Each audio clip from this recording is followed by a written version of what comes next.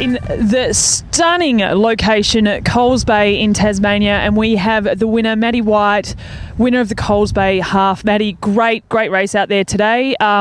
Look, talk me through the actual race itself. It's a stunning location.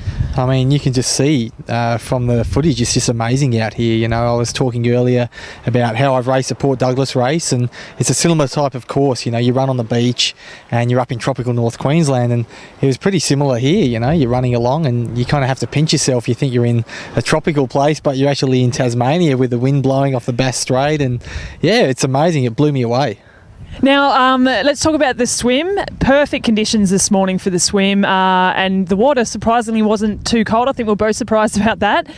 Came out of the water with a few guys on your heels, and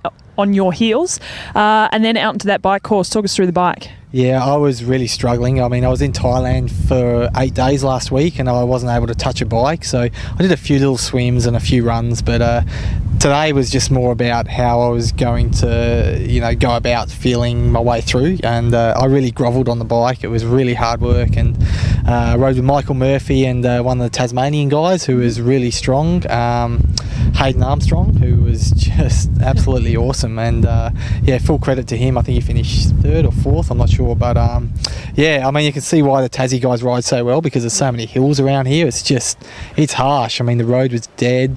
There was just some long drawn out hills, so it was definitely a biker's course. And yeah, they really put me on the limit today, and I was happy to come off the bike first and, you know, managed to have a good run and a solid run. And yeah, it was a good day heading towards Melbourne. I think it's safe to say that you can never trust a Tasmanian who says a bike course is dead flat. Definitely. I mean, when we drove from Hobart to where we're staying, it was just, you know, it was about 50k. It took us about 3 hours because it was so hilly and windy, and I've kind of thought, my goodness, you know, I haven't been doing too much biking for this. You know, I'm really going to get found out here. So, you know, obviously you got guys like James Hodge, who's from Tassie, who's just riding so well, and, you know, obviously the local guys today, and, you know, now I know why they ride so well. It's just so brutal out there. Now, you're down here with a few of the boys from Team Latitude. Can you tell me a little bit about the concept of Team Latitude and why you decided to get on board this great concept? Yeah, it's a fun concept. It's we go out and we support the local grassroots triathlon. So, you know, we do. It started at the Port Douglas long course, and now we're here, and we just come here and we try and give back to the sport. You know, and we get a few names down here. Obviously, unfortunately, Tim Burkle wasn't here and Mitch Anderson, but they're all involved in the team, and you know, we promote it, and you know, it's a good weekend away. We just have fun and try not to take it too seriously, you know, because we all started in events like this, you know, where, you know, not WTC aligned or you know, 70.3 events. You know, this is where it all started, and you know, it's good to kind of support and give back to the sport, you know, and it's a good weekend away with the boys as well. And Melbourne's next for you, is it now just head down, bunker down for the big event? Yeah, definitely. I really have to cram it in. I think it's about 5 weeks now, and the 8 days away in Thailand didn't really do me too many favours, but that's what I was actually happy with today. I mean, this was kind of to see where I'm at, and you know, I ran solid and finished off quite strong, so I'm actually quite confident now. I'll just get a few more long rides in and head to Melbourne and just steer clear of Pran Pool and and yeah, just enjoy it over there. Hopefully the wind's not blowing a northerly. It'd be good to have a tailwind like last year the whole way, and we'll see. Now, one last question. What can you take away from this event to convince everyone else from the mainland to come over to Tassie and give this a crack? I mean, hopefully you got the footage behind me here. It's just, we're just sitting at a bay. We've got islands out there.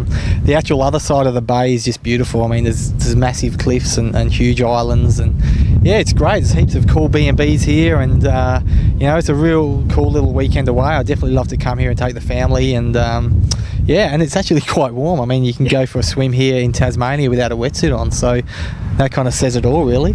Actually, just speaking of the family, you spent about 3.5 k's on the beach each lap on the run, and you could literally just leave your family here, someone looking after the kids obviously, but they get to play on the beach and watch you race the entire day pretty much. Yeah, definitely. I mean, and it's just such a safe little beach as well. And you know, running through here at the start of the beach, there's a heap of little kids there and families and stuff like that. So yeah, it was a pretty cool race, and you know, it's really relaxed, and the organisers did such a great job out there. But in saying that, it's actually a tough course as well. You run 16 kilometres on the sand here. I mean, granted, it is hard packed sand, but definitely does take the edge off. And no question, it's definitely still a tough day. All right, well, congratulations once again, and look forward to seeing how you go in Melbourne. No worries, always good chatting, Steph, and see you in Melbourne.